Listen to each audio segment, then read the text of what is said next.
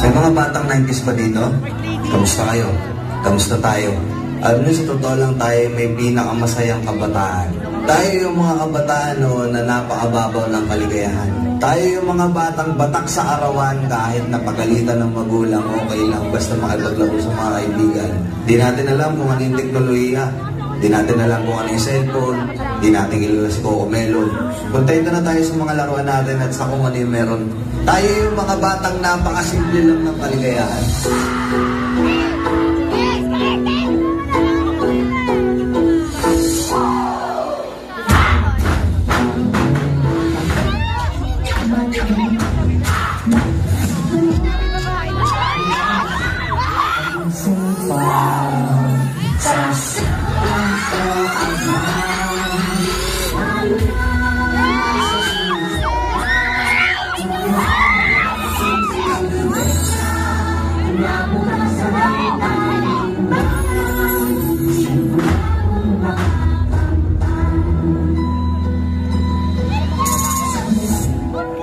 Nay, paglaki ko, gusto ko pong maging guro.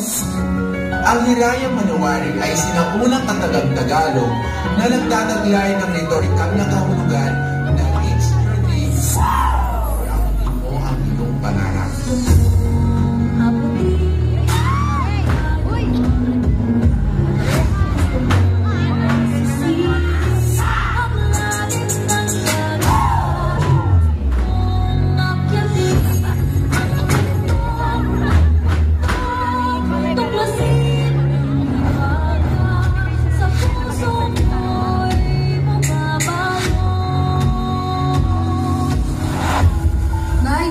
Malapit na ako sa pangarap ko.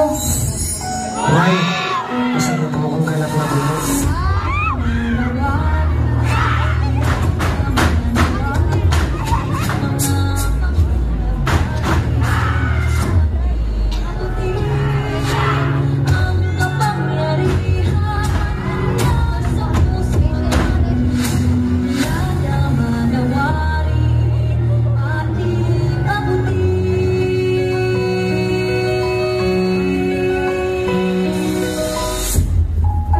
Kung bibigyan ka ng pagkakataon na makausap yung batang ikaw, ano sasabihin mo sa kanya?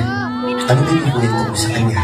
Ako, kung bibigyan ako ng pagkakataon na makausap yung batang ako, gusto ko lang sabihin sa kanya na dadating yung time dyan sa oras mo na yan, na babagsak yung mundo mo. Ipaparamdam sa'yo na kung hanggang saan mo talaga kaya, susuko ka. Sobrang nakakatulog ng puso niya. Alam ko minsan gusto ko ng sumuko. Sobrang sakit. Sobrang nakakapagod. Ano gusto mo sabihin sa kanya?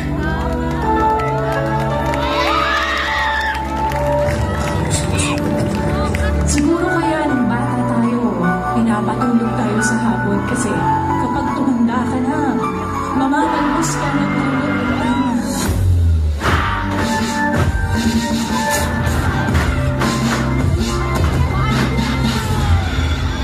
Parang sa nanay ako. Huwag ka dito. Panay sa nanay dito.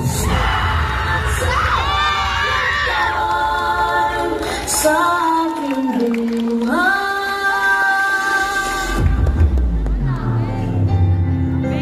Nay, kahit wala ka, laging kang sa puso ko. Mahal kita.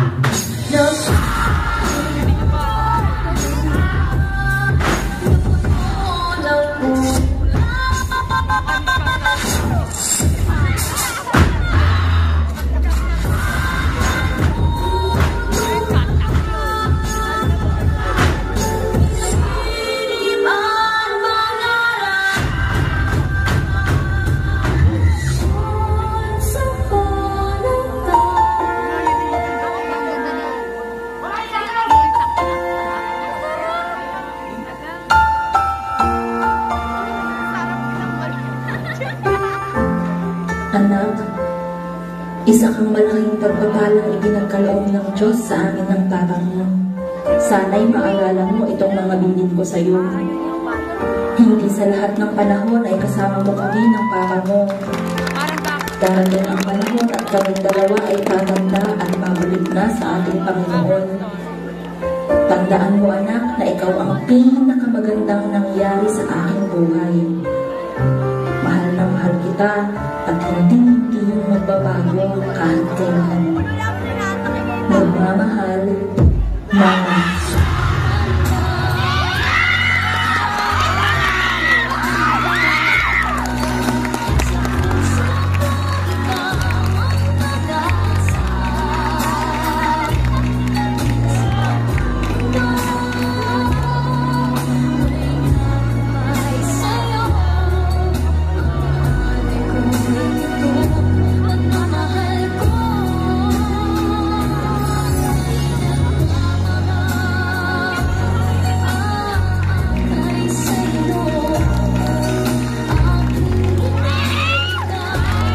Wow! What a great advocacy! Ayan.